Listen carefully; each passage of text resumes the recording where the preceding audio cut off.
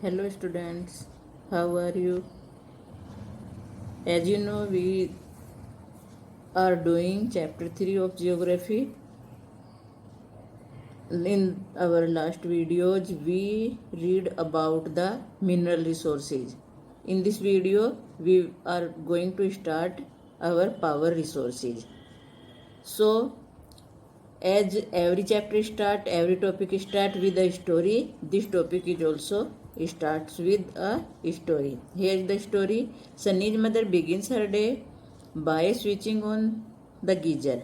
सन्नी की मदर अपने दिन की शुरुआत एक गीजर को ऑन करके करती है. She iron Sunny schools uniform before waking him up. Sunny को जगाने से पहले वो सन्नी की स्कूल यूनिफॉर्म को आयरन करती है, प्रेस करती है. She then rushes to the kitchen to prepare a glass of orange juice for him in the blender.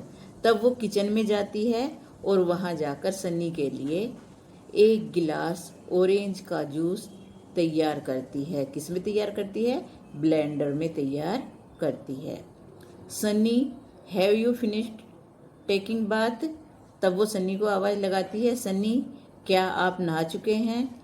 Come and have your breakfast. आओ और ब्रेकफास्ट कर लो. Call out mother while preparing breakfast on the gas stove for Sunny. और उसकी mother Sunny को कब बुलाती है? तब वह गैस पर सन्नी के लिए ब्रेकफास्ट तैयार कर रही होती है. While going to school Sunny forgets to switch off lights and fan. Sunny जब स्कूल जाता है तो वो जाते हुए लाइट और फैन ऑफ करना भूल जाता है. When mother switches them off, she thinks that life in the city may be more comfortable, but its dependency on more and more gadgets, all of which consume energy, has led to a wide gap between the demand and the supply.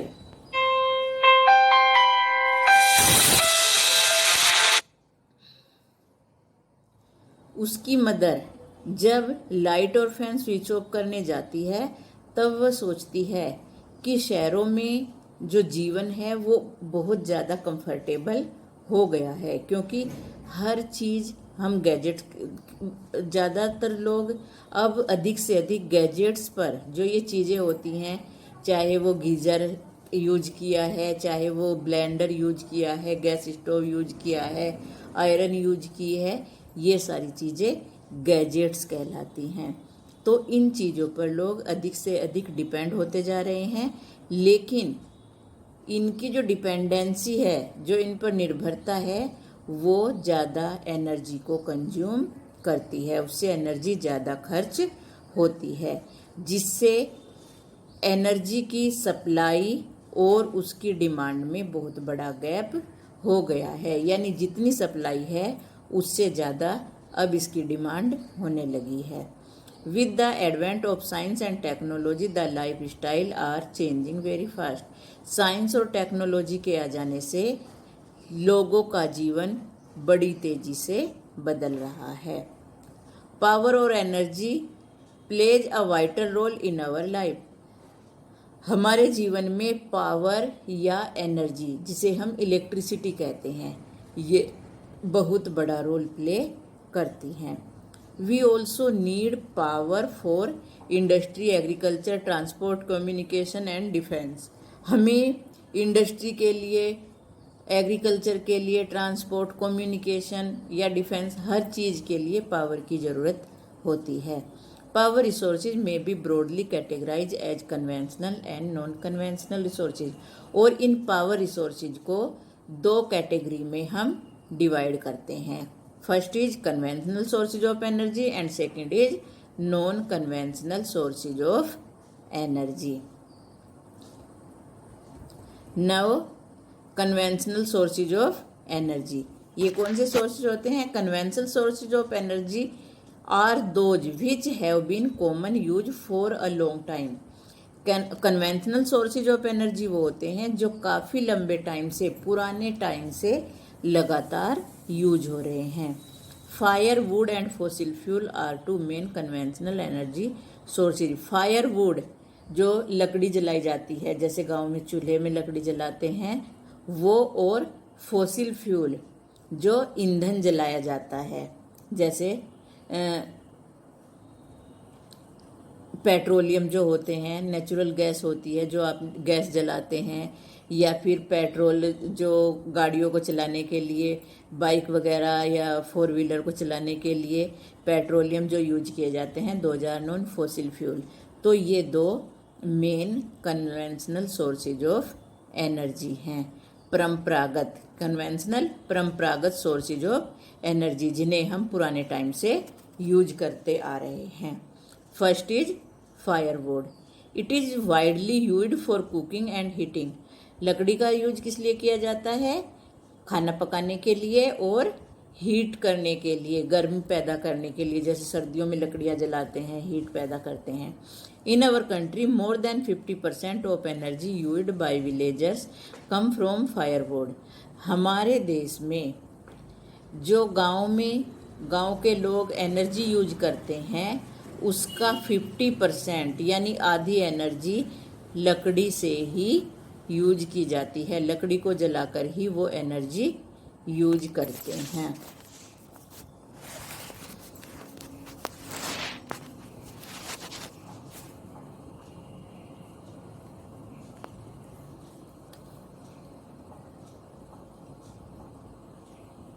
Remains of plants and animals which are buried under the earth for millions of years got converted by the heat and pressure into fossil fuel।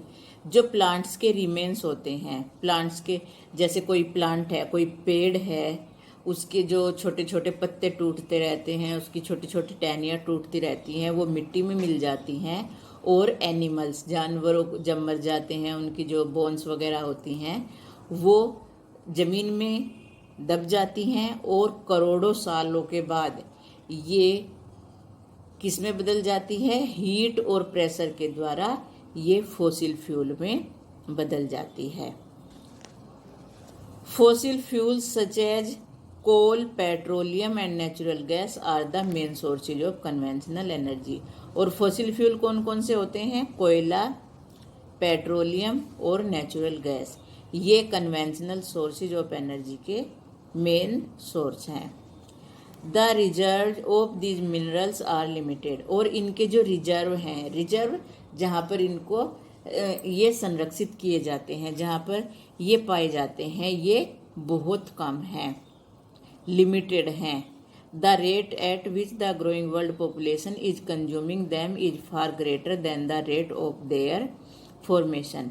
और जिस तेजी से संसार की जनसंख्या इन्हें खर्च कर रही है, वो रेट इनके फॉर्मेशन से, इनका जो बनने का टाइम है, बनने का जो रेट है, उससे इनका कंज्यूमिंग रेट बहुत ज़्यादा है। यानी लोग जितना ये फॉसिल फ्यूल बन रहे हैं उससे बहुत ज़्यादा खर्च कर रहे हैं। So these are likely to be exhausted soon. ऐसा लगता है कि जल्दी ही ये ख़त्म होने वाले हैं। नेक्स्ट इज कोल।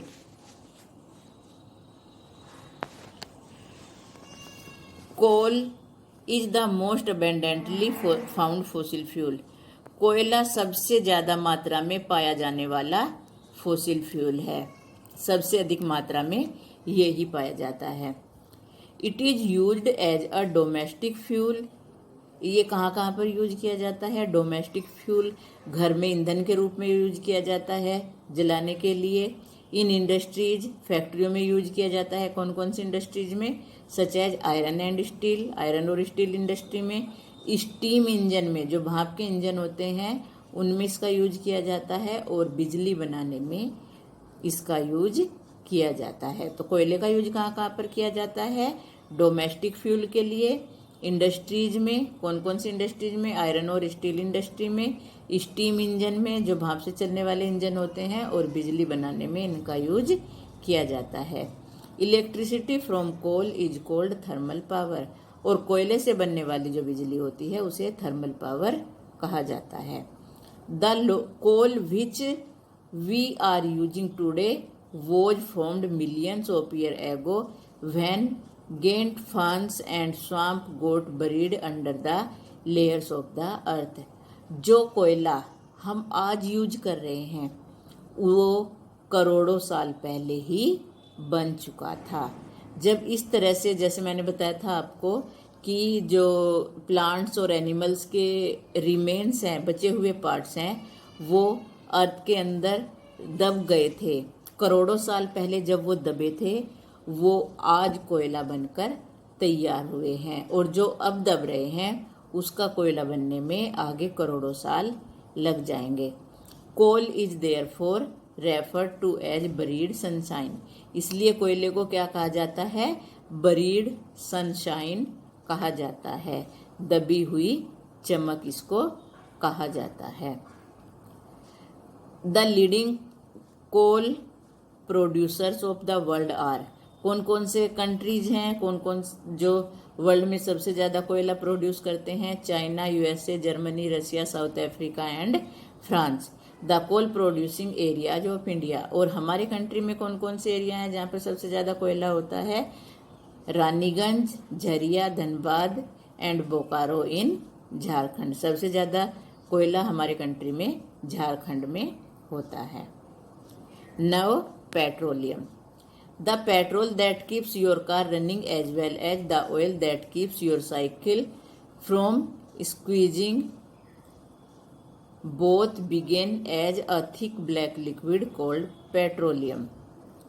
जो पेट्रोल आपकी कार को चलाता है और जो तेल आपकी साइकिल को स्मूथ बना कर रखता है, जब आप साइकिल चलाते हैं उसमें ऑयलिंग करवाते हैं, ये दोनों किससे बनते हैं? शुरू में ये क्या होते हैं? ये एक काफ़ी गाढ़ा ब्लैक कलर का लिक्विड होता है जिसे पेट्रोलियम कहा जाता है। It is found between the layer of the rocks.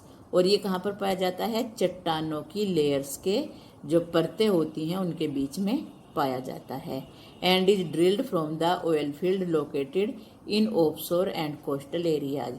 और इसे ड्रिल किया जाता है, निकाला जाता है। जो मैंने माइनिंग की एक तरीका बताया था, माइनिंग की तरह ही ड्रिलिंग भी होती है, वहाँ से इसे निकाला जाता है। ऑफशोर एरिया से, समुद्र के जो किनारे के एरिया होते हैं वहाँ से निकाला जाता है। This is then sent to refineries. तब इसे रिफाइनरीज में भेजा जाता है जहाँ पर इसकी सफाई होती है। Which process the crude oil and produce a variety of product like diesel, petrol, kerosene, wax, plastic and lubricant. और वहाँ पर फिर प्रोसेस के बाद इसकी प्रोसेसिंग होती है, इसको साफ किया जाता है। तब उससे ये क्रूड ऑयल से, पहले ये कच्चा तेल होता है और फिर उससे क्या क्या बनते हैं? डीजल, पेट्रोल, केरोसिन जिसे मिट्टी का तेल बोला जाता है, वैक्स जो क्रीम जैसी होती है जैसे गाड़ियों वगैरह पे सफाई करते हैं, प्लास्टिक और ल्यूब्रिकेंट जो ऑयलिंग आप अपनी साइकिल में करवाते हैं, वो सारे इससे बनते हैं। Petroleum and its derivatives are called black gold as they are very valuable. और जो पेट्रोलियम है और इसकी डिरिवेटिव्स है, जो भी इससे निकलने वाले, ये जो भी इससे बनने वाले जो चीज़ें हैं, प्रोडक्ट्स हैं, इन सबको ब्लैक गोल्ड कहा जाता है क्योंकि ये बहुत ज़्यादा वैल्यूएबल होते हैं, बहुत ज़्यादा कीमती होते हैं। The cheap petroleum producing countries are. सबसे ज़्यादा पेट्रोलियम प्रोड्यूस करने वाले country Iran, Iraq, Saudi Arabia and Qatar हैं। The other major producers are USA, Russia, Venezuela and Algeria. ये इनके बाद आते हैं। The leading producers in India. India में पेट्रोलियम सबसे ज़्यादा कहाँ पर होते हैं? डिगबोई इन आसाम, आसाम का डिगबोई, और मुंबई के पास Bombay high, and the deltas of Krishna and Godavari river. और कृष्णा और गोदावरी रिवर के किनारे का, जो नदियों के किनारे का एरिया है, वहाँ पर ये पेट्रोलियम्स पाए जाते हैं। नव नेचुरल गैस।